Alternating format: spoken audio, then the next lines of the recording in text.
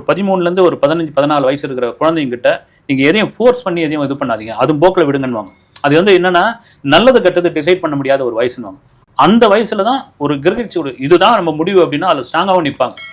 அந்த வயசுல இருக்கிற குழந்தைங்க ஒட்டுமொத்தமா நாம பார்த்த ஒரு அண்ணனா, ஒரு அப்பாவா, ஒரு தலைவனா பார்த்த ஒரு நபரை இங்க வந்து நம்ம வந்து விஜய் கையால பரிசு வாங்குறோம் அப்படின்ற ஒரு விஷயத்தை வந்து பார்த்தவங்க என்ன ஆயிடுறாங்க, ஒட்டுமொத்தமா இது மாதிரியான எதிர்மறையான விமர்சனங்கள், ஒரு மோசமான விமர்சனங்கள் பண்ணும் பொழுது அது விஜய்க்கு பெரிய மைலேஜாக மாறி இருக்கிறது என்பதெல்லாம் மாற்று கருத்து கிடையாது. நீங்க 15% விஜய்க்கான ஓட்டு வங்கி இருக்குது அப்படின்னு ஒரு கருத்து கணிப்பு இருக்கும் பொழுது இந்த மாதிரியான விமர்சனங்கள் பண்ண அது என்ன ஆயிடும்னா 17% 18% மாறும் சைமன். இதுதான் நீங்க அந்த பசங்கள்லாம் நீங்க மாத்தி ஓட்டு போடுங்கன்னா போட மாட்டாங்க. இன்னும் கேட்டா அவங்க அதாவது வந்து அப்பா அம்மா சொல்றது கேட்க மாட்டாங்க, இவங்க சொல்றது அப்பா அம்மா கேட்பாங்க. நீங்க இவங்களுக்கு ஓட்டு போடுங்க அப்படின்னு ஓட்டு போட்டுருவாங்க. ஆனால் அது தவிர பார்த்தீங்கன்னா பேரண்ட்ஸாக வந்து பேசினவங்க வந்து ஒருத்தர் அந்த இளைய காமராஜர்னு நம்ம இதோட பேசியிருந்தோம். அப்புறம் விஜயகாந்தோட ஒப்பிட்டு பேசும்போது மைக்கு பிடிக்கிட்டாரு, நான் வேணா இதுவும் அப்படின்னு. நான் இருக்கட்டுமேன்றேன்.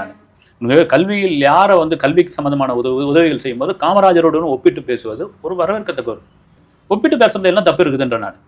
ஏன்னா அந்த இது கூட எனக்கு வேணாம்னு விஜய் ஒதுங்குற இடத்துல விஜயோடைய இன்னும் திரும்ப சொல்றது விஜயோட இமேஜ் வேற லெவலில் போயிட்டு இருக்கு.